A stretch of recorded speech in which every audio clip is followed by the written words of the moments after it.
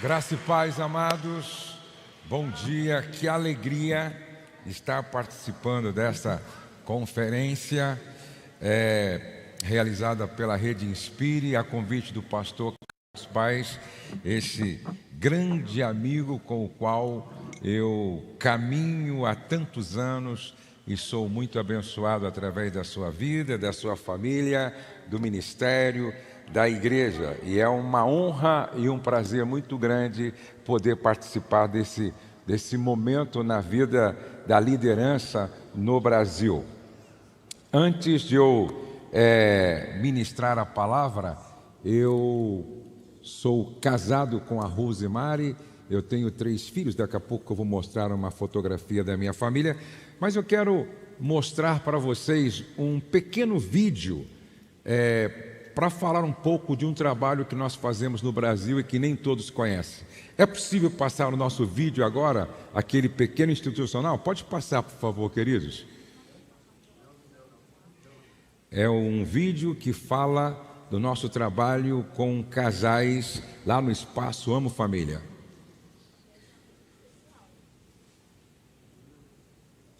Quantos aqui me seguem na internet? Levante a mão assim, quem me segue? E você, irmão, não me segue por quê, hein? Eu faço um trabalho muito sério através das redes sociais, onde eu coloco todos os dias mensagens. Eu gostaria muito que você me seguisse a partir de hoje. Por exemplo, no Instagram é PR Josué Gonçalves. Será que vai ser possível passar o vídeo? Depois, se for possível, vocês me dão um alô aí, ok? Eu trouxe 4 livros que eu quero apresentar para vocês. Eu acho que os livros, vocês têm o slide aí para passar, né? A foto do livro. Esse livro aqui, ó, é o que eu aprendi como pai de 3 filhos, do berço ao altar. Ser pai é ter a oportunidade de ser o pai que você não teve, tá? Esse livro aqui fala um pouquinho da minha história. Todas as pessoas que conhecem a minha família um pouco mais de perto, o Douglas, quem conhece o Douglas do movimento Desescope? Levante a mão aí. O Douglas, a Letícia, o Pedro. Pergunta, Josué, quais foram, eu diria, como você educou seus filhos para ter o resultado que você teve? De tanto eu responder essa pergunta, eu resolvi colocar nesse livro 50 lições que eu aprendi como pai de 3 filhos, do berço ao altar.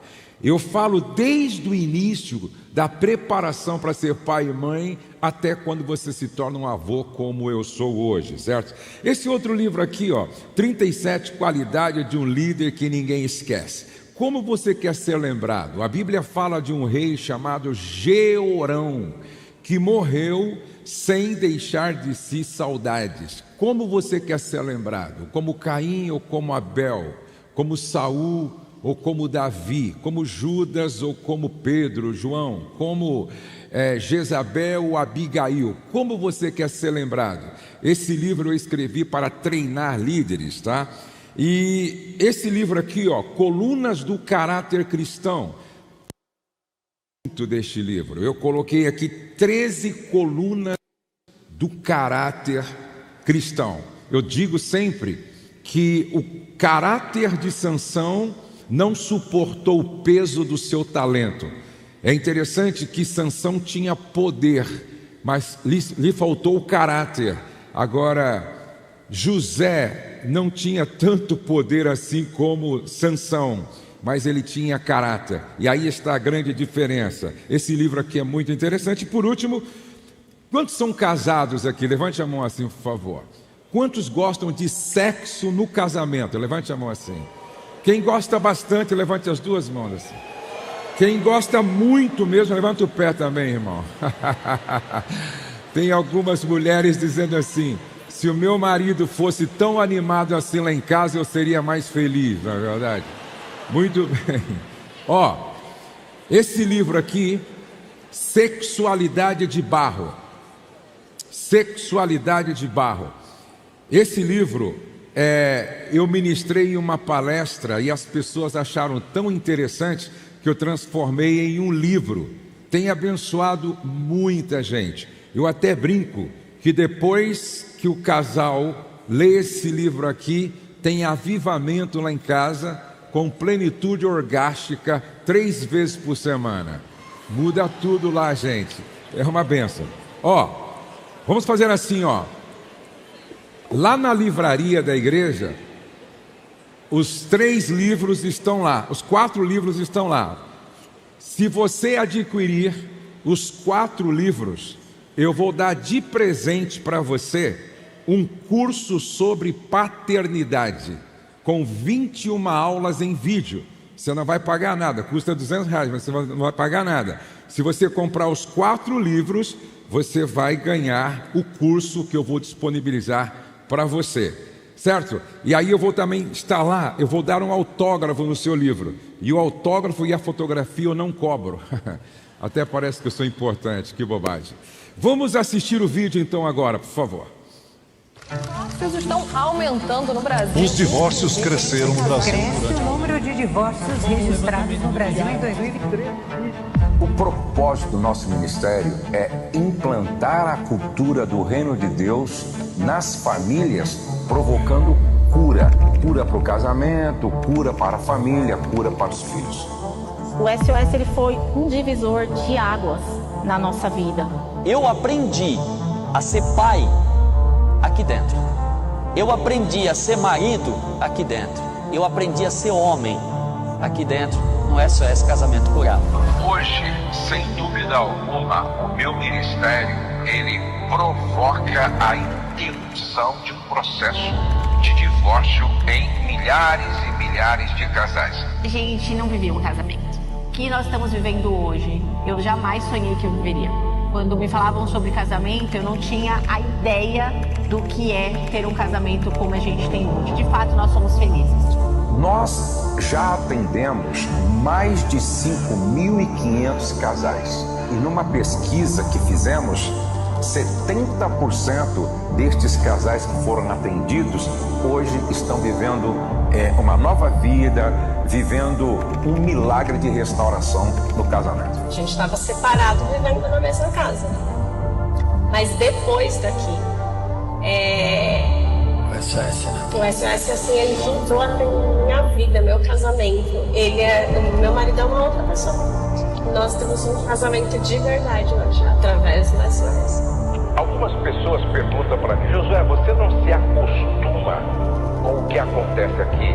Não dá para se acostumar. Eu tenho o sentimento de estar cumprindo uma missão que Deus deu para mim, deu para minha esposa e deu para todos aqueles que trabalham comigo. De estar fazendo aquilo para o qual Deus me chamou para fazer e quero fazer até quando Ele me chamar para estar com Ele definitivamente. Oi, pastor.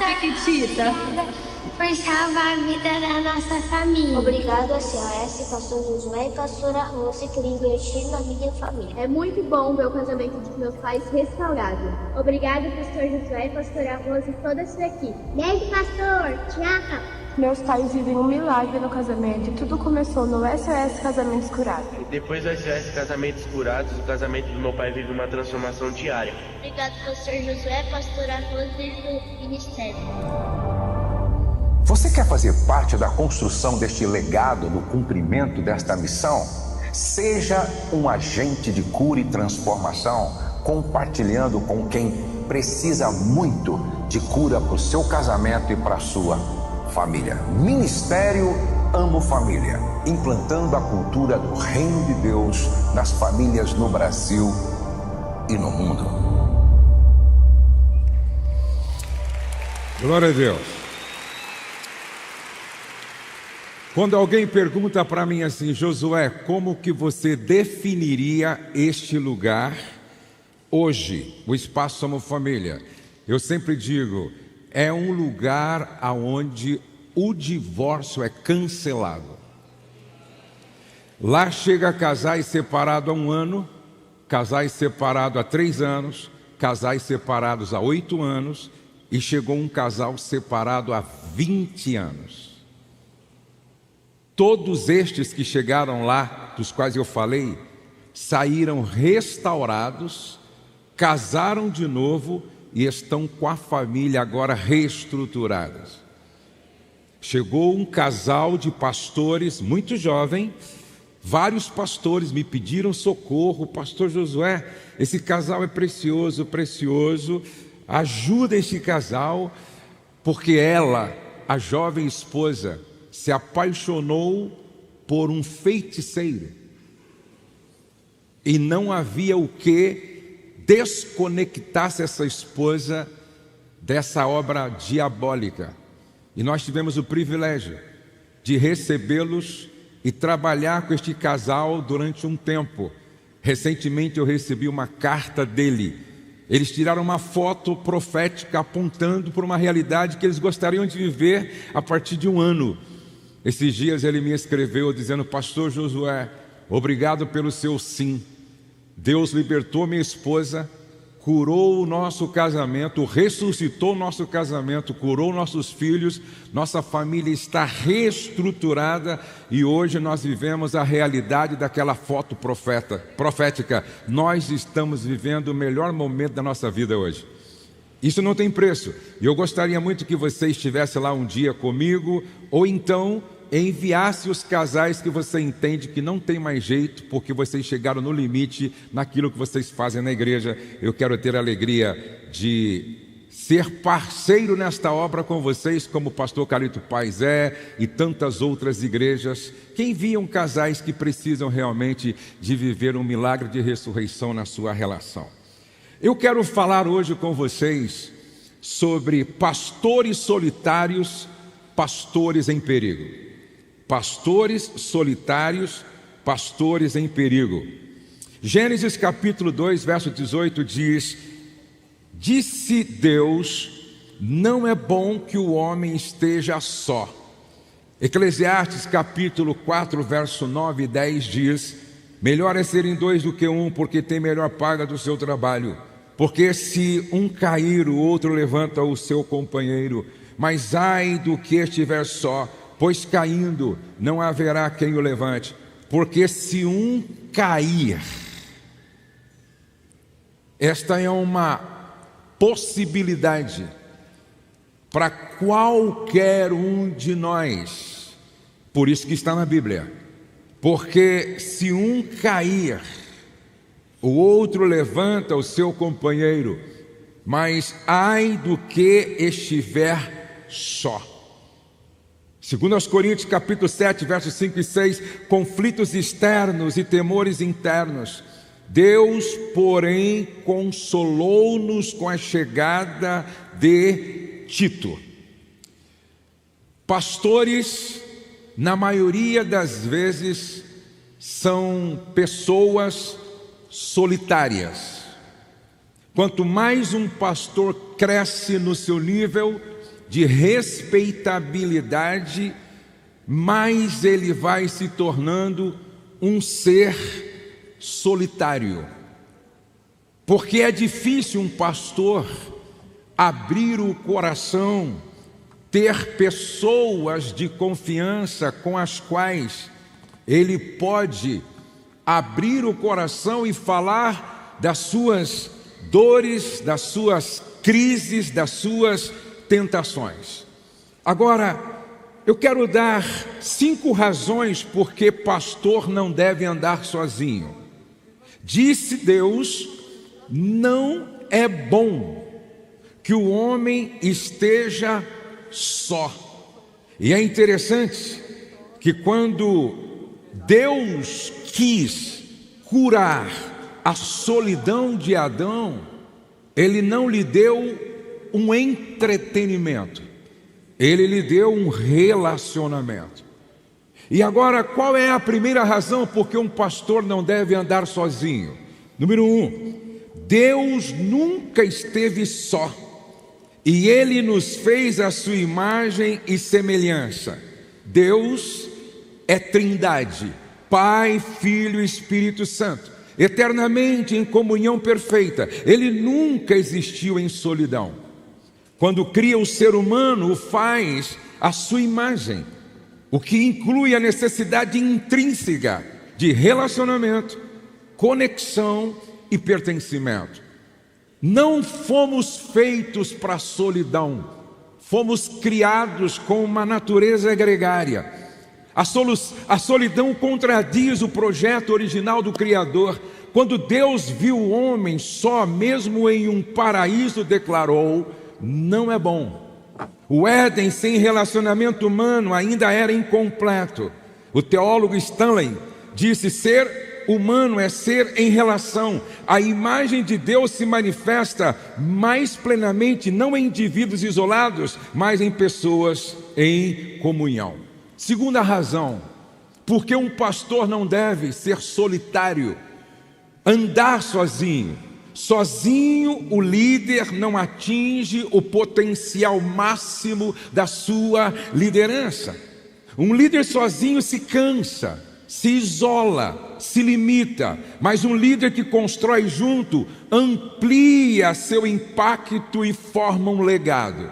O corpo de Cristo só cresce quando cada parte coopera. Terceira razão, o seu futuro está conectado com pessoas.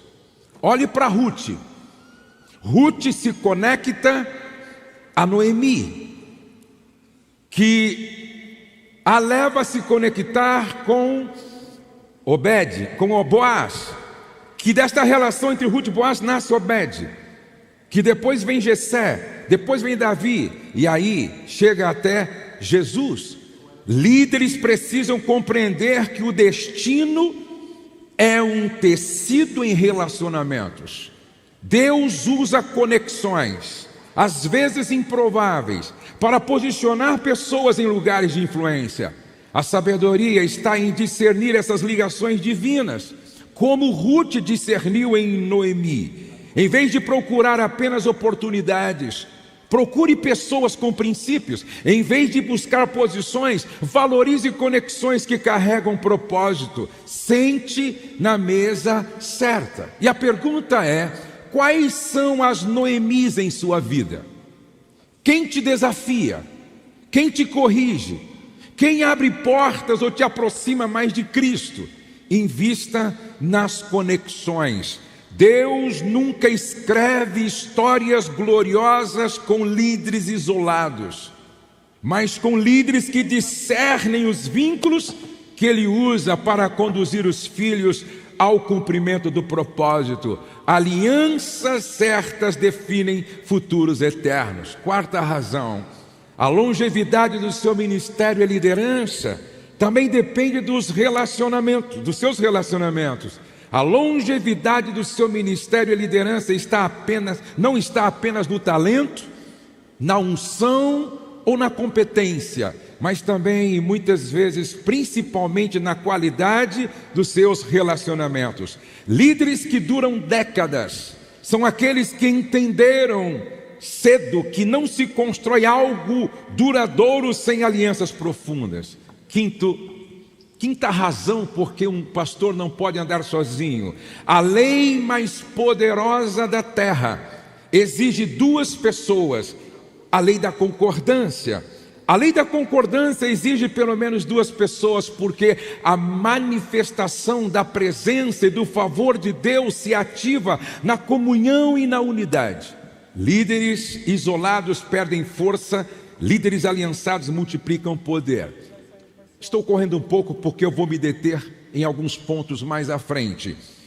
Conexões são a chave que abre portas para o extraordinário no seu ministério. Conexões certas não apenas abrem portas, mas destravam estações que sozinho você jamais acessaria. John Maxwell escreveu: uma pessoa é muito pequena para alcançar algo grande sozinha. Vamos pensar um pouco agora. 6 razões porque pastores isolados estão correndo um sério perigo. Primeiro, pastores isolados não recebem cuidado e incentivos. Nós precisamos prestar mais atenção na Bíblia, na lei da mutualidade. O reino de Deus se constrói por meio de relacionamentos. O apóstolo Paulo frequentemente enfatizava o valor do cuidado mútuo na comunidade. Levai as cargas uns dos outros, e assim cumprireis a lei de Cristo. Eu sempre lembro, quando falo deste assunto, de Marcos capítulo 2, quando aquele paralítico foi levado até a presença de Jesus por 4 homens que eram seus amigos. Eu digo que você, nós precisamos ter pelo menos 4 amigos autênticos. São aqueles que nos carregam quando nós, no exercício do ministério, não temos possibilidade de andar com as próprias pernas. São aqueles que acreditam na possibilidade do milagre quando nós já não acreditamos mais. São aqueles que não desistem de nós, mesmo quando nos levando até onde o milagre pode acontecer, se deparam com um obstáculo. São aqueles que no momento mais difícil da jornada diz: conta comigo. Se você não pode caminhar com as suas próprias pernas, nós vamos te carregar até o lugar do milagre. E essa é a pergunta: quem aqui tem pelo menos 4 amigos autênticos? Levante a mão assim, por favor. É interessante que Paulo, quando ele escreve a lista dos seus amigos autênticos em Romanos capítulo 16, ele diz assim: saudai a Priscila e Áquila, os quais pela minha vida arriscaram a própria cabeça. Quem aqui tem pelo menos 4 amigos que arrisca a cabeça por você? Segundo, pastores isolados não recebem o confronto necessário. Preste atenção no que eu vou dizer para vocês, porque isso é muito sério. Um pastor isolado é como uma casa sem espelho. Quem se olhou no espelho hoje antes de vir para cá? Levante a mão assim, por favor. Por que você se olhou no espelho? Porque todos nós temos pontos cegos, que para enxergarmos, precisamos do auxílio do espelho. No Éden não havia espelho, então o Adão era o espelho de Eva, Eva era o espelho de Adão. E você sabe quais são as 2 virtudes do espelho? Espelho não mente e não tem medo de ser quebrado. Quando as pessoas me veem, eu emagreci 13 quilos, e as pessoas dizem assim: pô, Josué, você está assim muito bem, mas na minha casa eu tenho um espelho desse tamanho. Quando eu tiro a camisa e olho para o espelho de lado, ele continua gritando: barrigudo. Sem medo de ser quebrado. Pastores isolados é como uma casa sem espelho. Não tem quem o confronte. Quem gosta de ouvir a verdade aqui? Levante a mão assim, por favor. Não é verdade.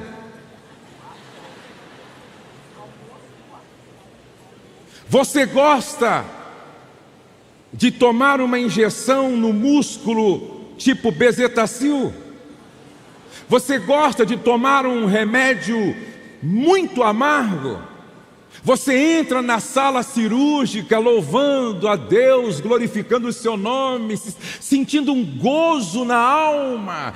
Ah, o médico vai me cortar. Sabe por que nós não gostamos de ouvir a verdade? Porque é o bisturi do médico que nos corta, é o remédio amargo necessário, é a injeção doída necessária. Todo pastor precisa, na sua rede de relacionamentos, todo pastor precisa de um Natan. Eu me lembro, eu sempre uso uma ilustração. 3 casais foram ao restaurante, e no restaurante as mulheres foram no banheiro, e a mulher não vai ao banheiro sozinha. Quando uma vai, vamos no banheiro comigo? Vamos no banheiro comigo? Se você vê homem fazendo isso, fica desconfiado, porque isso é coisa de mulher. A mulher não vai no banheiro sozinha. Aí as 3 foram no banheiro. Aí os 3 homens ficaram conversando, os 3 pastores, e um deles estava gripado, e tinha um bigodão assim.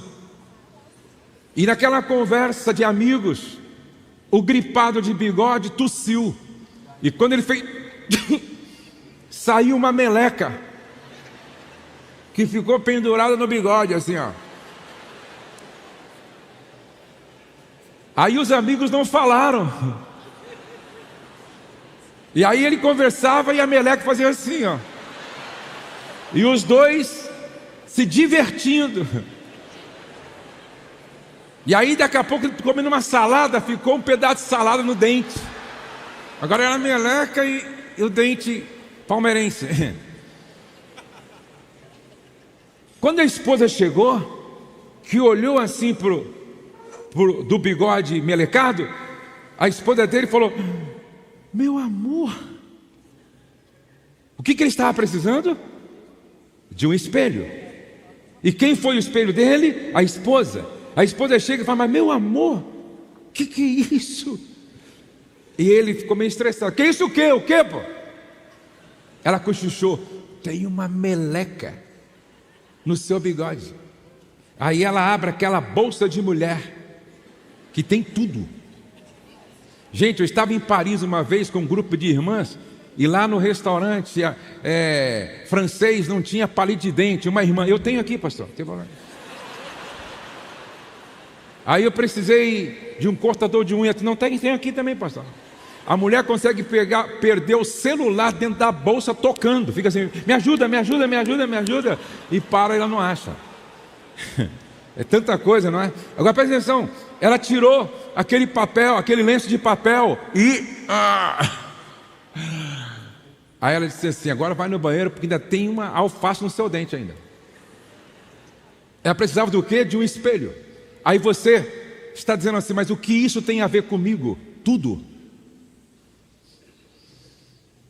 A pior meleca não é a do bigode, é a do caráter.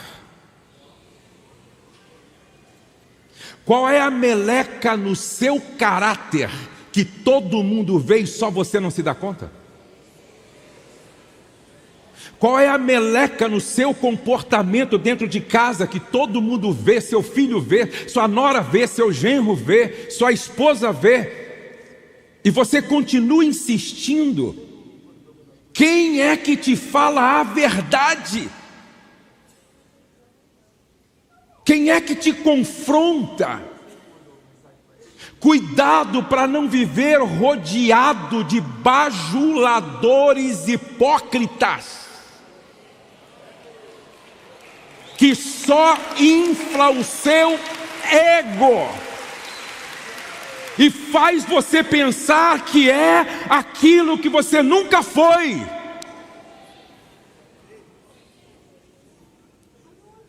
A minha esposa é uma das pessoas que mais tem liberdade para falar aonde é que há uma meleca na minha vida. Ouça uma mulher que ouve muito mais, que às vezes ouve mais Deus do que você, pô. Se você não é tão espiritual e sensível à voz de Deus, seja pelo menos espiritualmente inteligente para ouvir quem ouve a Deus, e muitas vezes é a mulher. Terceiro, pastores isolados tendem a tomar decisões equivocadas.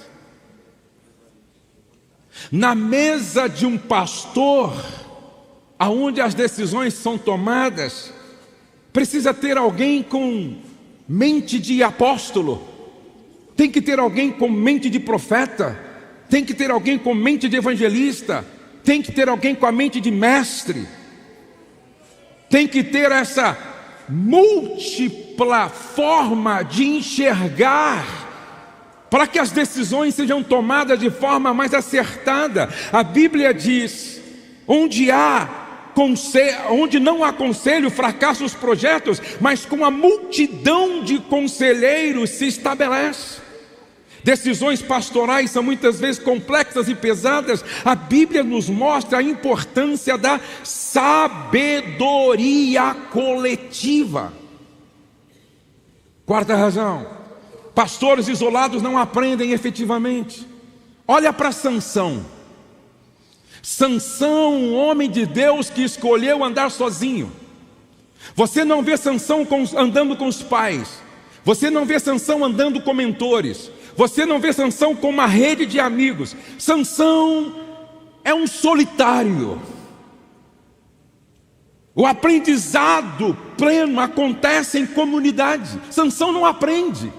Não aprende com os seus erros, não aprende com os erros dos outros, não aprende com os pais, não aprende com mentores. Paulo instrui: e o que de mim, entre muitas testemunhas, ouviste, transmite a homens fiéis que sejam idôneos para também ensinarem a outros. O isolamento interrompe o ciclo saudável de ensino e aprendizado mútuo, empobrecendo o ministério do pastor. E escute, por favor: o dia em que você achar que está tão maduro ao ponto de não precisar mais ouvir para aprender, o seu próximo estágio é apodrecer. Quem não se relaciona com o objetivo de aprender está se isolando e interrompendo o ciclo saudável de ensino e aprendizado mútuo, empobrecendo o seu ministério. Quinto ponto é que pastores isolados são divorciados da realidade, vivem dentro de uma bolha. Eu quero parabenizar você que veio. Você não tem noção do quanto isso é importante. Pastores isolados, sem contato, diálogo e prestação de contas, sem contato, diálogo e prestação de contas, o pastor pode perder a noção da realidade da igreja e da sociedade, tornando-se irrelevante.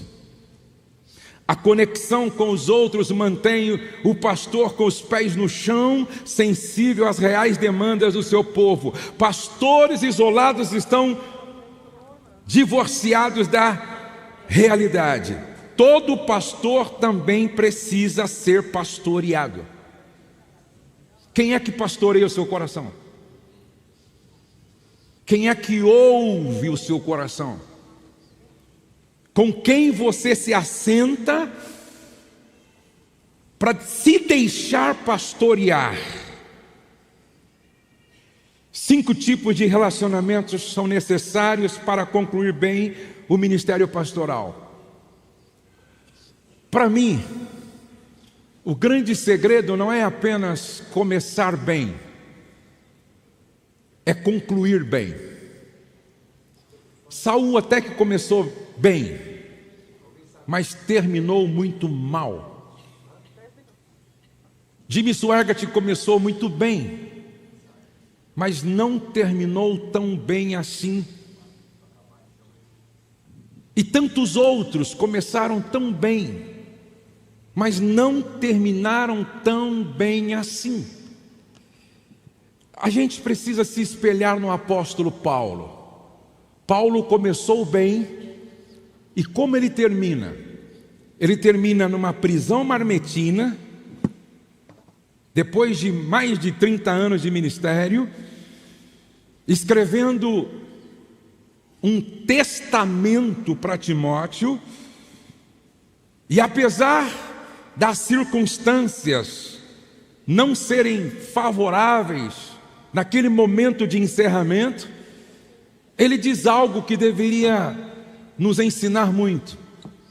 Ele diz assim: eu já estou sendo oferecido como aquele líquido que jogavam sobre o sacrifício, como libação. Aí ele diz assim: combati o bom combate. O combate foi bom. Houve desafios, enfrentamentos, decepções, frustrações, dores, mas o combate foi bom. Combati o bom combate. Completei a carreira e guardei. Repete comigo: guardei. Ele não guardou só a fé, ele guardou sua integridade moral. Ele não guardou só a sua integridade moral, ele guardou a sua consciência, não permitindo que ela fosse cauterizada. Ele não guardou sua fé, ele guardou a sensibilidade da sua alma, ele guardou sua intimidade com o Espírito Santo. Ele não guardou só a fé, ele guardou as suas emoções, para não terminar adoecido emocionalmente. Ele não guardou só a fé, ele guardou a certeza e a convicção da sua vocação, do seu chamado. Ele guardou a sua fé. Combati o bom combate, completei a carreira e guardei a fé. Agora, se eu quero terminar, se você quer terminar, se nós queremos terminar melhor do que nós começamos, primeiro, a gente precisa ter mentores. Moisés tinha Jétro, Josué tinha Moisés. Percebe? Ruth tinha Noemi, Davi tinha Samuel, tinha Natã, Timóteo tinha Paulo, Paulo tinha Barnabé. Nós precisamos ter mentores que nos transformam, discípulos que nos desafiam, amigos que nos confortam, inimigos que nos promovem e conexões vitais que criam vínculos fortes. E eu quero concluir agora falando um pouco com vocês sobre o que pode levar um pastor ao isolamento. O que pode levar um pastor ao isolamento. E eu acho que eu tenho um pouco de autoridade para falar, porque há 40 anos eu exerço o ministério dentro da igreja, envolvido com pastoreamento e pastoreio de pastor. Primeiro, quando é que um líder começa a se isolar? Quando ele perde a simplicidade do evangelho. Eu quero que você escreva em uma frase, por favor. Eu sempre digo isso. Todo homem de Deus é simples. E se não for simples, não é homem de Deus.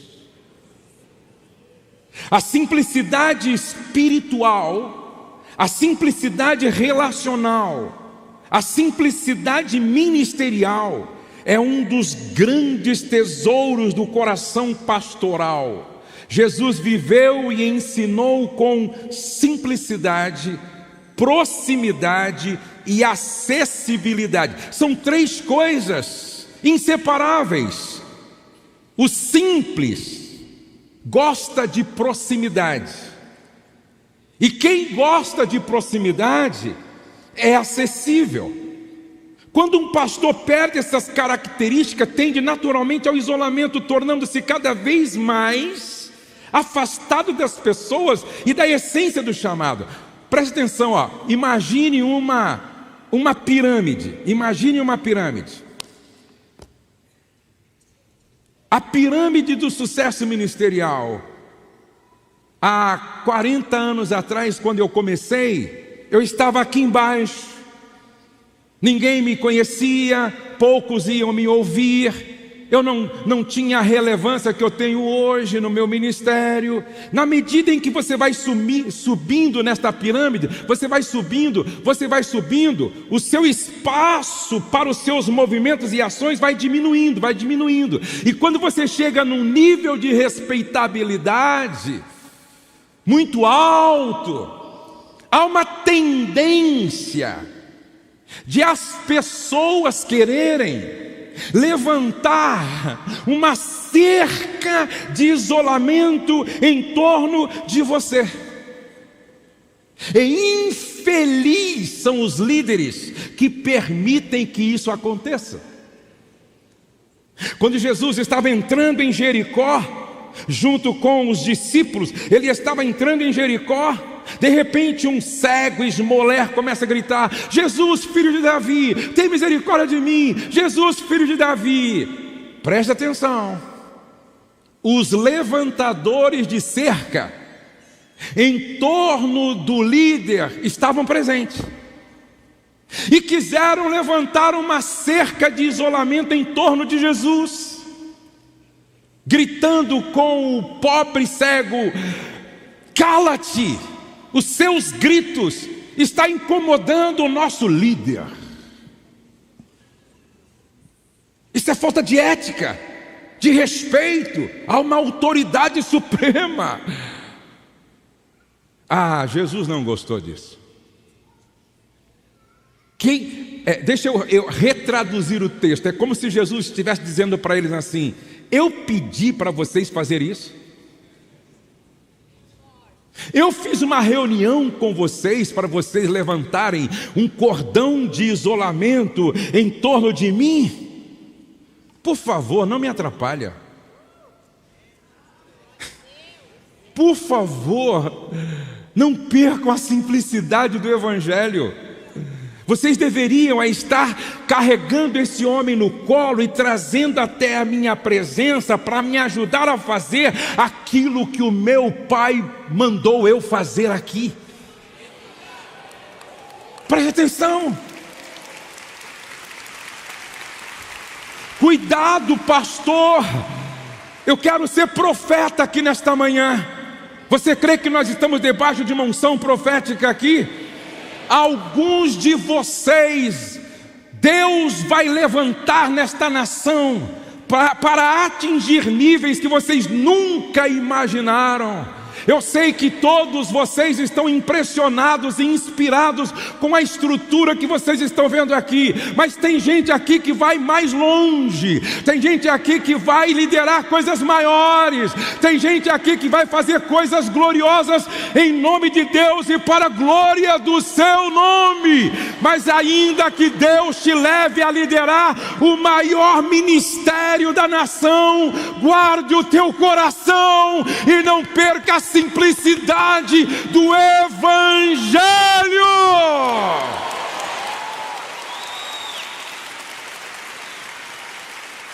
Não perca a simplicidade do Evangelho. Eu acho maravilhoso o que a gente encontra no nascimento e até a morte de Jesus. Jesus entra aqui para estar entre nós em uma manjedoura. Não foi no palácio, não foi no hotel 5 estrelas, não foi num berço de ouro. Ele começa a partir de uma manjedoura. E quando ele está fechando o seu ministério, ele poderia de forma estratégica e marqueteira montar um palco em Jerusalém, provocar o ajuntamento da multidão, realizar um milagre midiático para todos saírem dizendo: ele é o cara, ele é o cara. Não, ele se recolhe no cenáculo, só com os 12, E como ninguém age com proatividade para lavar os pés antes da ceia, ele assume o papel do escravo mais barato da casa, porque assim funcionava naquela cultura. E ele se despe da parte superior, pega uma toalha, pega uma bacia, e ele se diminui, ele abaixa, ele se rende. Esta é a cena depois da cruz que mais mexe comigo, porque é o Criador lavando os pés da criatura, é o Santo lavando os pés dos impuros, é o imortal, o eterno lavando os pés dos mortais, é o Senhor dos senhores lavando os pés dos servos. E aí ele chega nos pés de Judas. Ele não pula os pés de Judas, ele lava os pés de Judas. E se alguém perguntasse, mas se o Senhor sabe que ele é o Judas, por que está lavando os pés dele? Porque eu vim para ser a encarnação da graça, e todo o meu serviço não é com base no merecimento, porque graça é tratar o outro como o outro não merece ser tratado.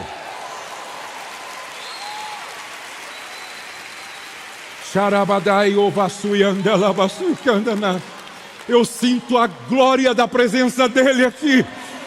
Eu sinto a glória da presença dele aqui. Quantos podem sentir a presença da glória do maravilhoso Deus forte, Pai da eternidade, Príncipe da paz, Conselheiro, Rei dos reis, o Emanuel, a estrela da manhã, o Filho do homem que veio para salvar o que se havia perdido, o Cordeiro de Deus. Então, não perca a simplicidade. Não perca a simplicidade do Evangelho.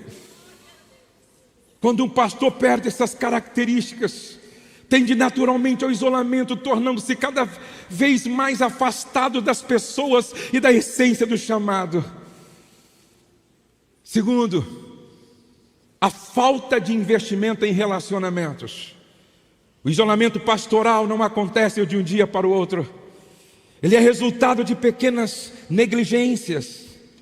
O isolamento é resultado de pequenas negligências, conversas adiadas, encontros evitados, vulnerabilidades escondidas. Com o tempo, o pastor se torna uma ilha funcional no púlpito, escondido atrás de um verniz religioso, mas emocionalmente distante nos bastidores. O teólogo Henry Nouwen disse: a liderança cristã é radicalmente relacional, e a maior tragédia do ministério é o líder que se torna inacessível. Esses dias eu mandei uma mensagem para o meu amigo Carlito Paz. Eu disse: ô Carlito, estou com saudade de você. Vamos marcar uma hora para a gente sentar à mesa, só para conversar de coisas simples da vida. Não fazer da mesa um púlpito, não fazer da mesa uma mesa eclesiástica, mas fazer da mesa um lugar de encontro de amigos que celebram a vida de Deus. Para falar de futebol, de NBA, de um bom filme, de um teatro, para falar das coisas da vida. Cuidado, por último, o complexo de super-homem. É um perigo quando você acredita no que as pessoas dizem. É muito comum eu estar em uma conferência e me apresentarem assim: está aqui a maior autoridade de famílias do Brasil. Eu ouço e no meu coração eu digo: não é verdade.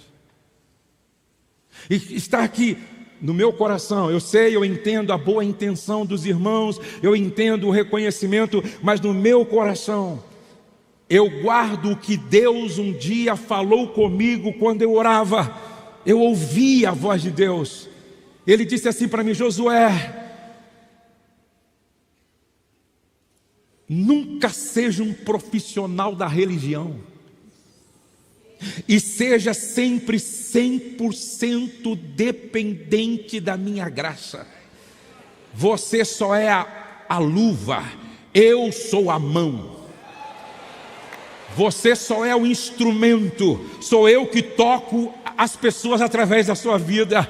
Você é apenas um vaso de barro que carrega a glória da minha presença. Nunca perca esta consciência de que você não é o que muitas vezes as pessoas querem fazer você acreditar que você é. Por isso, preste contas.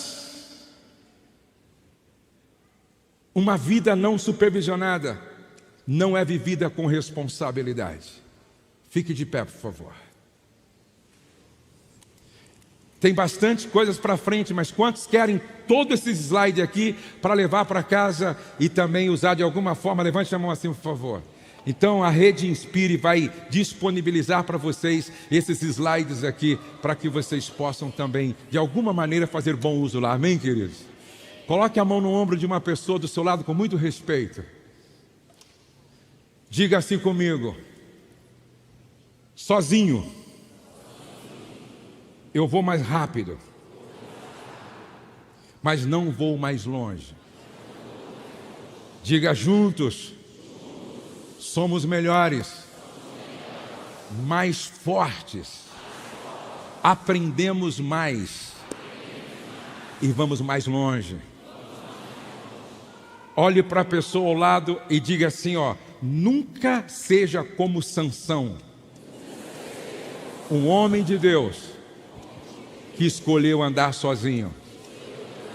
Deus não te fez para a solidão. Deus te criou para a comunhão. O reino de Deus é construído com relacionamentos. Ore por esse irmão e ore com ele então. Pai, obrigado por esta manhã que o Senhor tem falado ao nosso coração de forma tão específica e pontual. Dá que nós tenhamos um coração gregário. Dá que jamais a gente cometa o erro de caminhar sozinho, caminhar sozinha.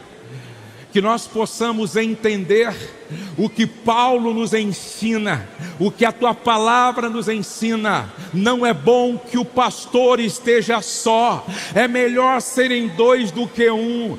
O cordão de 3 dobras não se quebra com facilidade. Ó, quão bom e suave é que os irmãos vivam em comunhão, em união, porque é aí que o Senhor ordena a bênção e a vida para sempre. A bênção e a vida para sempre. A bênção e a vida para sempre.